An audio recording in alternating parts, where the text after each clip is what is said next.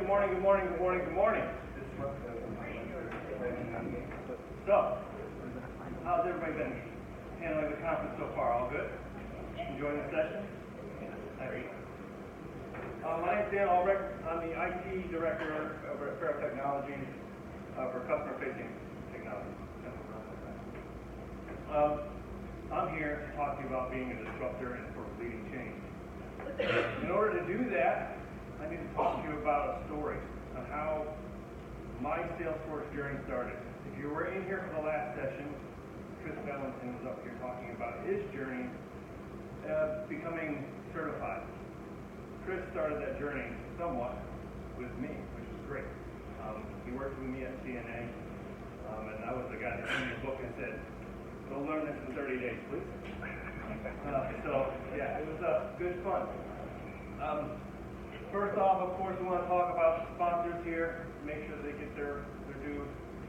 Without these guys, this doesn't happen. The community doesn't survive, everything sort of just falls off the plate. So it's important that we recognize these guys and you guys do go see them and understand what they can provide for you. Okay? So who am I? I'm a 10.5-year military vet, spent 10.5 years in the Air Force. Best part of my life was there. I spent 3.5 years in Turkey, in country, where I never set foot back on American soil.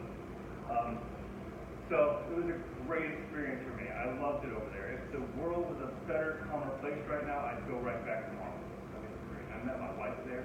She's American. She works in the library. It's like, whoa.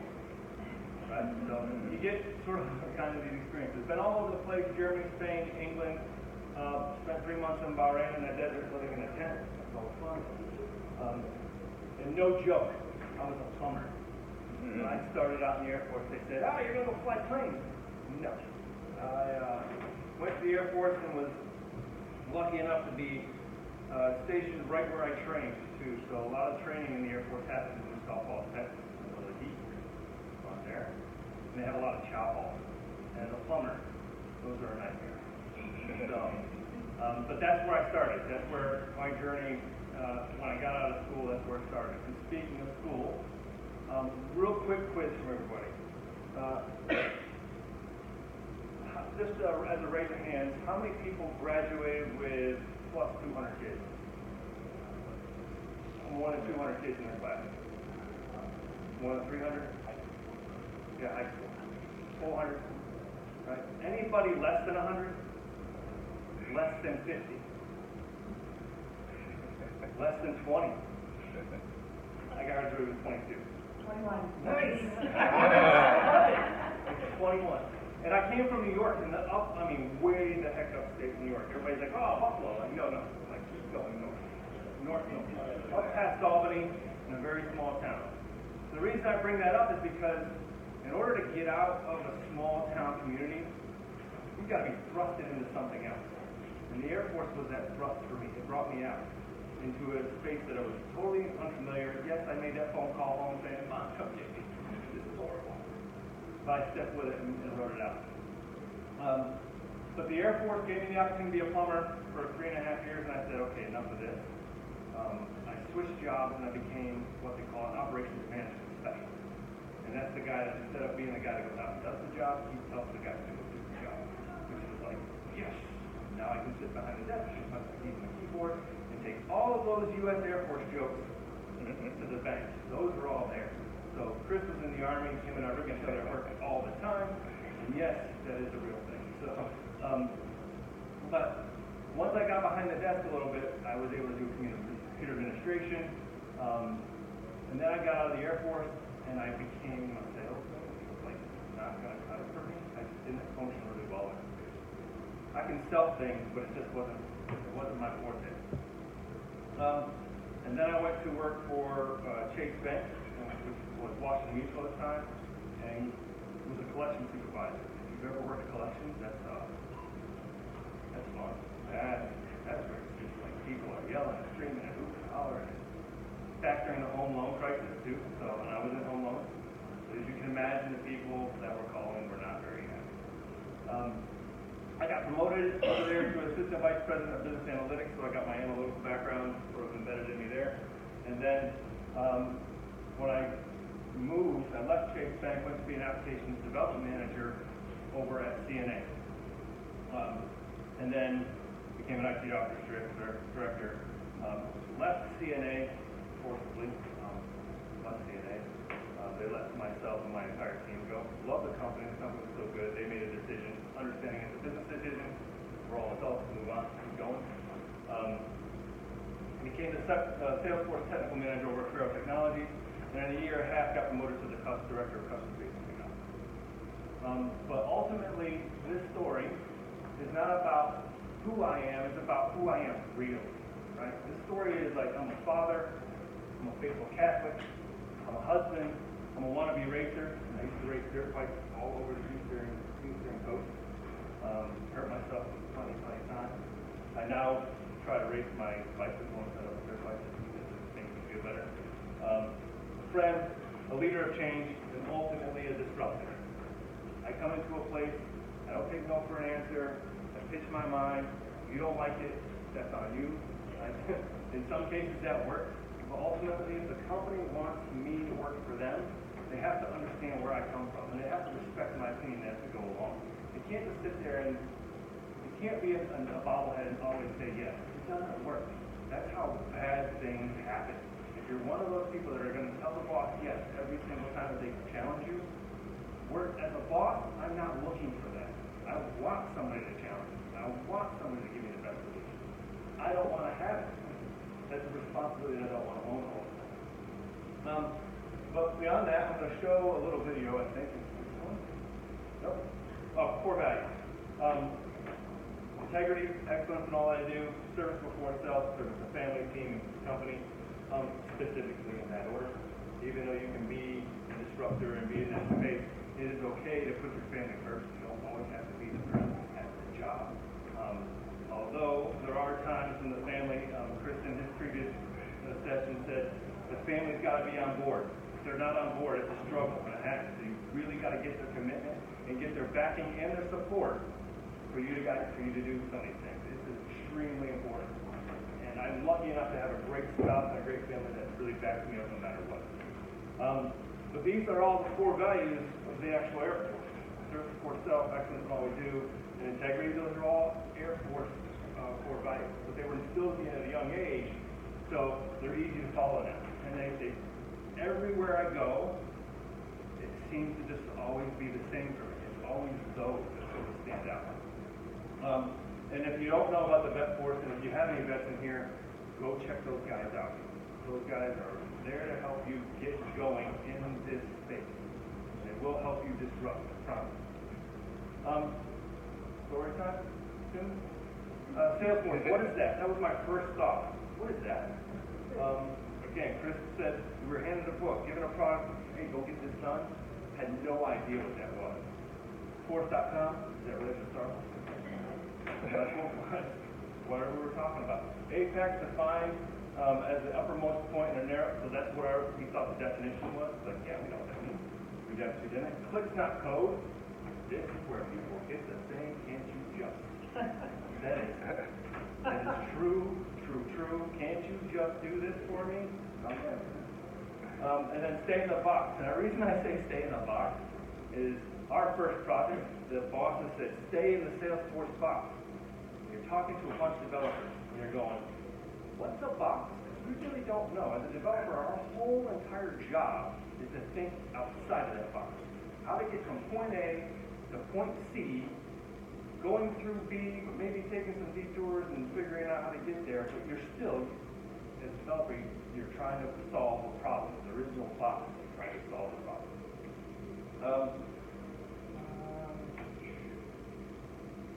The story I'm about to show you is from our first deployment with CNA.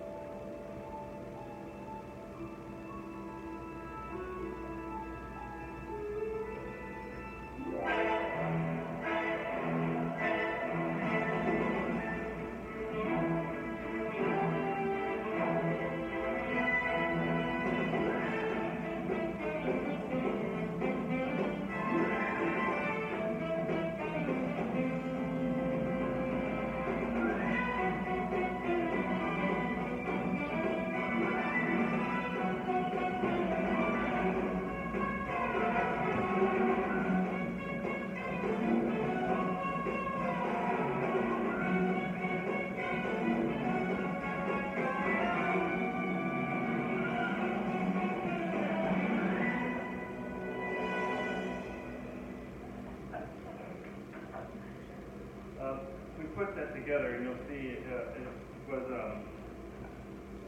I went into Dreamforce in 2015 and got a chance to speak at that conference. And that was part of our Go Get Your slide. So it turned out really well.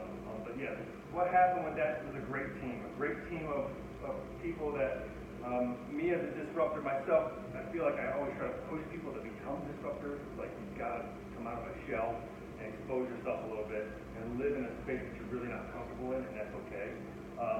But I had 6 developers, 4 months to build, 1 month to learn, 3 to build. And the challenges were the timeline, shifting requirements, because everybody knows what scope creep is. It just happens naturally in any type of project that you do. Again, I mentioned the timeline was tight. It was just extremely stressful and tight. I mean, the guys put in serious hours to try to make this happen. But they did do a really great job of meeting that timeline and exceeding my expectations. Skills had to be built out quickly. So, I mean, the team really had to step to the plate and come into something that they never, ever expected to be doing and just be forced into that. So, again, when I said that I had to be thrusted out of a small town scenario, that same thing applied here. These guys need to be thrusted into something that was outside their comfort zone to get them to sort of get involved, get engaged, and start running. And so they did that. I'm very pleased with that. This landed us on the insurance industry. Is anybody here in the insurance industry? This landed us on the Salesforce insurance industry success story page for 2 years. So we submitted it in, we went out, we spoke at Dreamforce, and I think, the next slide that you're going to see is that success story. I think the challenge that we have today in the insurance industry is that everything's moving so fast, and customers expect a fast delivery. Your customer is your most important asset. It's what makes you money. It's what drives your business. They want something that's faster than what you can provide today on your legacy systems. So when we were given Salesforce as a platform to use, I had a team of 6 developers with 0 knowledge of the programming language. They had no idea what the platform was. In a matter of 4 months, 1 month to learn the application, learn the programming language, and 3 months to build, that's our window. So we actually released an application ahead of schedule on a very extremely tight timeline. Salesforce allows me to develop and build frequently and fast on 145 projects since the release of our application, and we do it on a monthly basis. Every single month we're doing another release, another enhancement, another change. The other really cool thing that Salesforce allows me to do is it allows me to take and embed this new enterprise application directly into Salesforce, one-stop shop to get the work done. So yeah, we have a lot of data sources, but we're consolidating. We're starting to get to that point of adopting the platform as our source for work distribution and the enterprise application as our source for the actual sort of data center. So at the end of the day, we're talking big data, yes, but it's easily maintained and controlled with the 2 systems. The cloud is instantaneous. So it's really important that insurance companies think not about how they do business today, but how we'll do it tomorrow. And you have employees that can do the things that need to be done in the Salesforce platform. It's proven. We've done it. You have to jump on board with that. If you don't, you're left behind.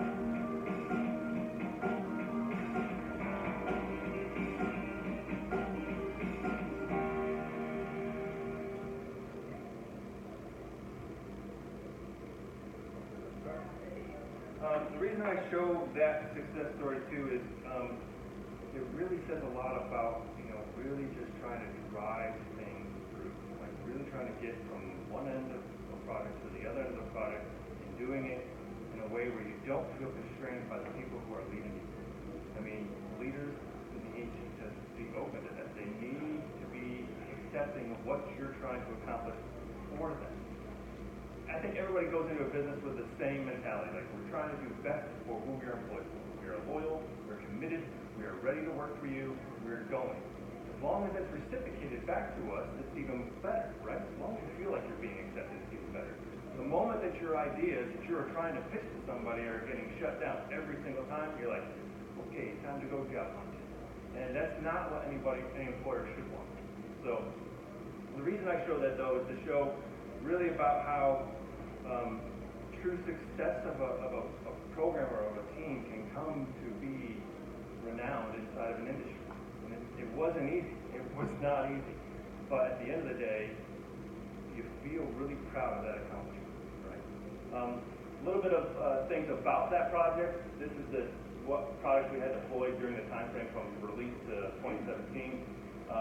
This shows us the active user base that was there and how we started to scale and go international with some things, and then transactionally creation-wise, right? So if you look at back in 2013 when we launched, we only created 33,000 transactions in the month of November, December timeframe, and then all the way up to 2016 full year, we're over 500, almost 500,000 transactions. So a lot of growth in a short period of time. What happens next on the bigger, better things? I went to again, my entire team. Very hard decision from the company perspective was to basically take myself, 6 developers, 7 people, and say, thank you for your service here. We're going in another direction. And they let all of us go. I was lucky enough to go back out, and Chris went somewhere else. Something didn't work out there, and he became available. And I was like, no, dude, you're coming back. Come on with it. You're coming back to me, because I know what your capabilities are. And as a matter of fact, I have one of our prior team members who is currently interviewing for another job. So I'm like, we can get her if we need to take her. So, so the networking piece comes back around. So, but Faro has been really good so far. We have a lot of big projects going on. But what is Faro? Faro is the world's trusted source for 3D measurement and imaging. We do all kinds of things, right? And this is not a pitch for Faro. I don't want you to go out and buy Faro products, any of that. Just a little bit of understanding of where we are at today. We do a lot of scanning. We do public safety work where we're actually 3D scanning crime scenes, really cool stuff, and then taking that information into courtrooms and then using that to solve cases, which is really cool stuff. We're getting into the medical and the dental space, so if you ever go get a crown done and they actually scan the inside of your mouth with a little handheld 3D scanner, Faro's getting into that space today. And then we do some laser stuff. This is one of our 3D scanning arms. But ultimately, we have a space, right? Our landscape when I started at Faro was approximately 12,000 users, global customer base, 4 admins, 16-year-old org. Yeah, laugh about that. Mm-hmm. You continue to laugh until you get there. And then when you get there, go, oh crap, who was the first admin to touch this thing? Because now I want to strangle. Because that's the way we feel every day, trying to make a small change in our space is like, oh, you want to add a hyperlink bag? Yeah, it's not so easy. So originally built to support very different regions, like America had their own, APAC had their own, EMEA had their own little regions, so it was all done differently. Many different challenges. We've maxed out on workflow rules on our case doc. Still good. 300 plus. Custom objects, we have one custom object that I want to choke marketing for. And so we're 20 gigs on it. And it's all it's doing is tracking whether an email is open, closed, click through, all that stuff. We custom built that. Why? So again, you're getting handed sort of something that's just like a jar of stuff that you just want to throw out. And then we actually, 2 years later, we're about 1,500 users, global customer base. We've launched a customer community with 20,000 plus users. We're integrating with other systems. We're currently involved, as we speak, with an SAP e-commerce solution that we're trying to integrate, which Chris and I, even while we've been at this conference, have been trying to solve some of that integration. And throwing a Salesforce guy in the SAP space, yes, this is being recorded. I'm talking to everybody out there too. It's not fun. It's not really great. The SAP solution is challenging. But on the other hand, everybody in this room needs to understand how to do some of these things. Not necessarily if you're an admin, you know what your roles are. But if you are trying to bridge gaps, you've got to know and understand what other technologies can provide. Don't think Salesforce is this end-all be-all for everything. It's not. It can be very, very helpful and useful, but there are limitations that you're going to have to go, I need to go somewhere else to do this or get this. And that's okay. And Salesforce, a while back, they took on a group called Ignite. And Ignite's job, the whole purpose about when Salesforce went out and purchased Ignite, was to give them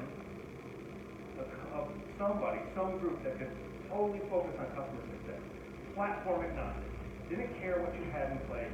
You brought the problem to them, they would review it and go, yes, Salesforce can solve it here, here, here, but the best solution is to do something here, here, right? And they would be open about that. 90% of the time, they're going to promote Salesforce's product. No doubt, I wouldn't expect anything less. Okay, we'll give you the other options that help you. So it was a great deal to go through that. So we have a lot of integrations. We've moved our sales department to Lightning. Our customer service is like we're trying to hook them on and drag them through it a little bit. They're a struggle because they are the most complicated environment that we have in our Salesforce org. We're trying to move to Lightning rather quickly is tough, especially now with this whole October time frame coming along. It's like, hey, your org's going to be, if they're Lightning enabled, they're going to be automatically flip-flopped. Y'all are prepared for that. We're there. We're introducing high-velocity sales. Trail's really good about trying to stay on the edge of technology. We're a technology company, that's what we do. And then using Salesforce Connect to do some of our data strategy. That's fairly new, we're getting there.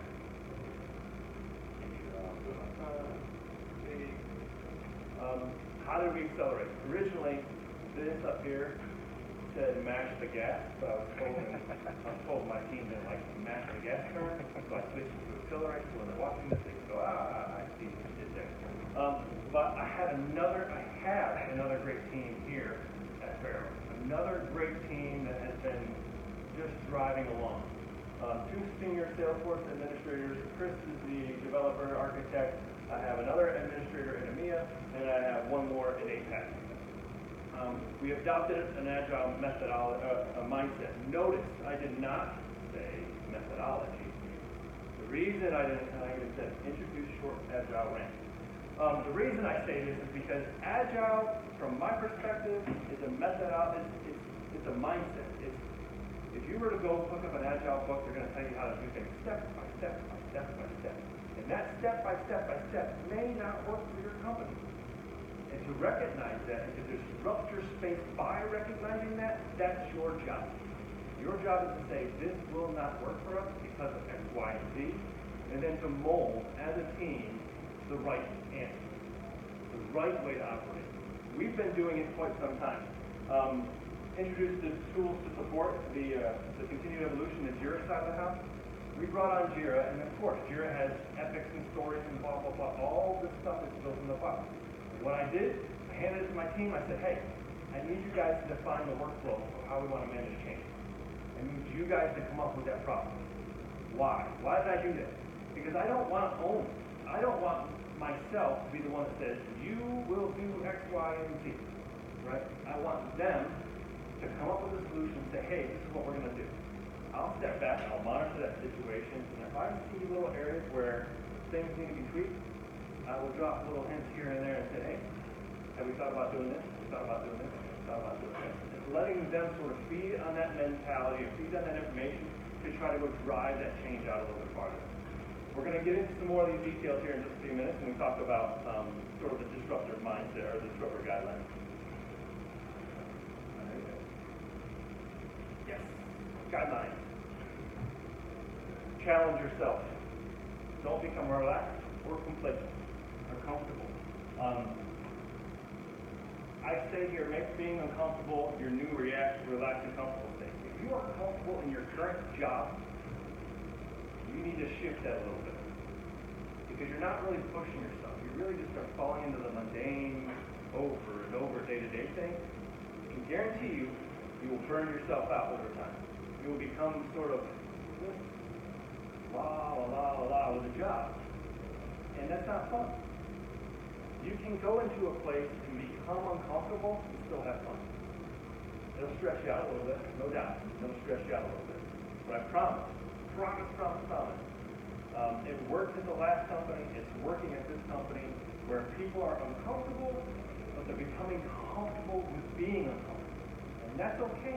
And that's what I start to see really good things start to happen. Is when they're uncomfortable, they're comfortable being uncomfortable. That's when you start to really ask questions. I am the guy that's in the room asking dumb questions. That is me every day, I do it all the time, and I will call it out. I will say, yep, I'm going to be the guy that's asking the dumb questions. Somebody correct me if I'm wrong, right? And doing that is one of the greatest ways to learn. I am not a network specialist, but I've had to solve some network problems over the last few weeks. It's been like, all right, can we use Wireshark? And everybody's like, well, what's Wireshark? Or can we use this? Can we do this? Or can we do that? Or changing host files. And it's like, oh my gosh, what do we do? And all of that, though, is giving me, everything has come back to sort of teach me, as we're on these meetings and calls, what all these technologies mean. What are we trying to accomplish? How can we actually make things work? So don't be afraid to ask the dumb questions. Know your audience. You need to know who you're talking to. It can be easy because sometimes you get that nod of agreement from who you're talking to. You're out there and you're trying to sort of solution something for somebody, and they have no idea what you're talking about, but they're going, yep. And you go, great. Take off, and you go, you build, and you bring it back to them, and they go, that's not what I want. And it's like, but you told me that's what you want. So, know your audience, know how to recognize those situations, and know how to pull that information out of them. It's sometimes very difficult. I didn't put it in here, but there's a gentleman by the name of Simon Sinek. Has anybody heard of Simon Sinek? Yeah. Right? He talks about the circle, the golden circle, I think it's called, and it starts off with the outside is the what, and the inner ring is the how, and the middle is the why. Right? And if you listen to one of his talks that he did at the TED Talk, and it talks about how Apple started out with computers, and they didn't come out and say, hey, buy my computer. They came out and said, hey, what if you could have something that could help you control your day-to-day life? And if you do it really fast, and it gave you this sort of back history, and it sort of led into why you should buy an Apple computer. And that's how he's sort of been able to communicate. I strongly, highly suggest Simon Sinek, I'll give it to you afterwards, but really great TED Talk on that type of conversation. It will change how you actually interact with your customers or with your internal customers or even your external, and trying to get them to do something to sort of believe in the same thing that you're believing. So, really good point there. Manage up. It is okay, in my case, I expect my employees to manage up. As a leader, I have to listen to what they're telling me in order to be able to make really good decisions. And if I don't listen to them, and if they're not managing up, what am I getting? I'm getting the bobblehead, the yes, all the time. And that turns out to be like, hey Chris, can you do some more work for me? Hey Chris, can you do some more work for me? And he's always going, yes. And then at the end of the month, I'm going to go, Chris, hey, what about this? What about this? And he's going to go, ran out of time. Right? Then be able to get to it. It's like, oh, no, you got to be honest, upfront, transparent, open. Disrupt. Stay on the edge. This is huge for me. Like, I don't know anybody in the IT space that punches the clock. I'm here in the morning and I'm gone at night. And I live in this place, right? Technology will pass you by. If you live that lifestyle, technology is going to pass you by. Even in the Salesforce space, Salesforce will pass you by. Like, admin certs in here, you have to get them sort of renewed every year and do all that, like, go get recertified stuff, right? That's so you don't get passed by. But even in those recertifications, you're only getting a snippet of what's actually being offered. So if you don't know what's being offered, and your actual internal customer comes to you and says, hey, can you do this for me? You have no idea what it is. That does not look like. Like, you are the expert in your space. No matter what it is, you are the expert in your space. And you need to be staying on the edge of whatever that's coming out of that space.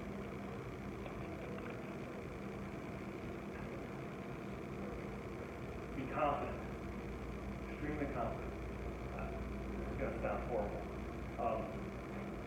I feel like I am very confident when it comes to speaking, when it comes to being in a room, in a meeting. I'm very confident in that space. Like, I don't care if I sound dumb. I don't care if I'm asking the wrong questions. I don't care what anybody else thinks, to be honest.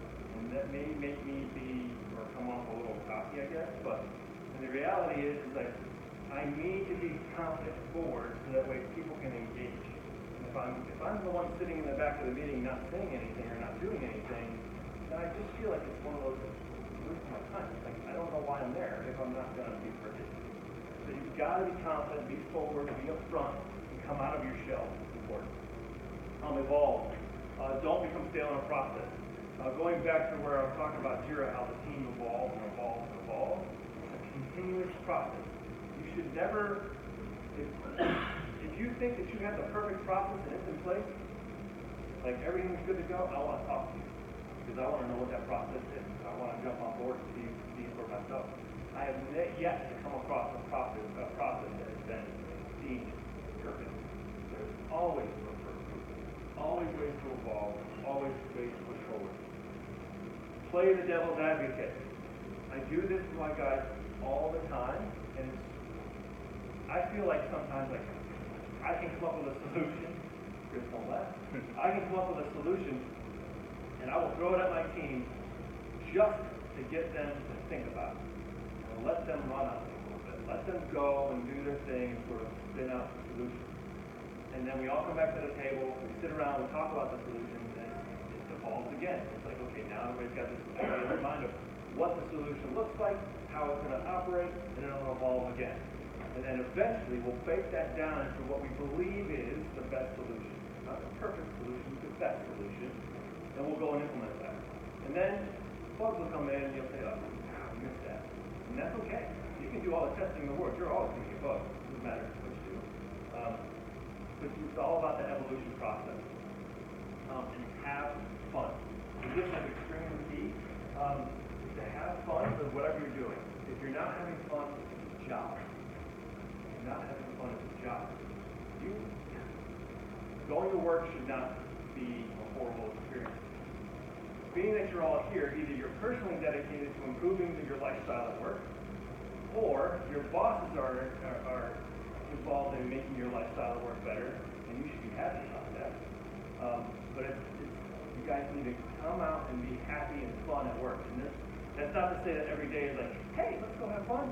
No, I mean, just know that what you are accomplishing in your day-to-day activities is for the right cause and for the right solution, for the right business solution, right? You're not getting stuck in a realm of the mundane day-to-day. Circling back, Salesforce, a platform that now allows me to support my internal and external customers to meet their needs and expectations. Force.com, a trusted way for me to push the limits if necessary, and yes, at CNA we did that. We truly pushed the envelope of what Force.com would be, what Salesforce would even provide. If you were to go back and look what that application truly was, it was like the first thought process around omnichannel. And then State Farm came in and slapped us out of the way from a success story perspective, and we had to push it back. But no, so that's really what our application was. Apex, the program language, allows me to extend functionality. Click not code, who we're kidding, because it still gives the people that say, can't you just? That will never change. Every time Salesforce comes out and says, click not code, that's just, people are going to say that every single time, no matter what. Can't you just? Stay in the box, there's no such thing. So, I think that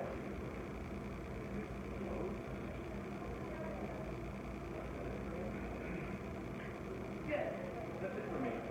Any questions? Comments? Concerns? I like that question. Yeah. Yes. One of my challenges with learning Salesforce is learning about dependent objects. Like, create this, well, first you have to do this, well, first you have to do this. You can get this whole tree. Is there any resources anybody knows about that identify certain objects that, oh, if you want to do this, then... So, I'm going to pitch you over to Chris, right? Not because I don't think that I can answer the question, but he's probably the most experienced one that I don't think can answer the question. There are there are, like, each developer, or the developerforce.com, there's the developer section out there, and there's whole boards out there you can ask questions, and like the whole community swarms for the answer. So, if I was going to give you an answer, it would probably be that resource or that man right there. ERT time. Yep. Anything else? Well, I appreciate your time today. Thank you. Go out there and disrupt.